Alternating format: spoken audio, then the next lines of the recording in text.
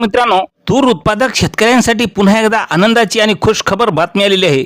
मित्रांनो, आजही तुरीच्या दरात पुन्हा एकदा मोठे बदल पाहायला मिळाले असून झपाट्याने दर हे वाढलेले आहेत.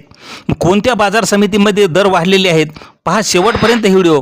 पण मित्रांनो, चॅनलला अजून सबस्क्राईब केले नसतं सबस्क्राईब करा, कारण असे दररोजचे बाजारभावचे आपल्याला व्हिडिओ पाहायला मिळतील.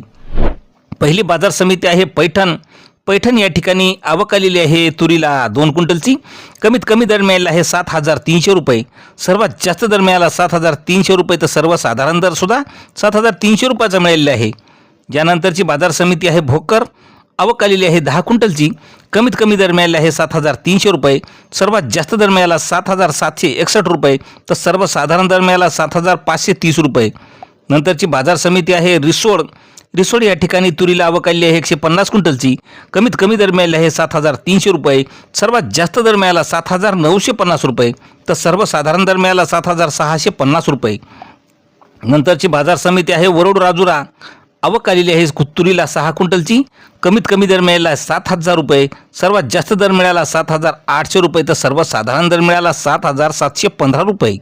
नंतरची बाजार समिती आहे मुरुम. आवक आलेली आहे गजर तुरीला 273 क्विंटलची. कमीत कमी दर मिळाले आहे 7,513 रुपये. सर्वात जास्त दर मिळाला 8,071 रुपये, तर सर्वसाधारण दर मिळाला 8,071 रुपये. मित्रांनो, नंतरची बाजार समिती गंगापूर. या ठिकाणी काळ्या तुरीला आवक आलेली आहे 1 क्विंटलची. कमीत कमी दर मिळाले आहे 7,100 रुपये. सर्वात जास्त दर आणि सर्वसाधारण दरसुद्धा 7,100 रुपये मिळालेले आहे. यानंतरची बाजार समिती आहे लातूर. या ठिकाणी लाल तुरीला आवक आलेली आहे 773 क्विंटलची. कमीत कमी दर मिळाला आहे 8,000 रुपये. सर्वात जास्त दर मिळाला 8,307 रुपये, तर सर्वसाधारण दर मिळाला 8,140 रुपये.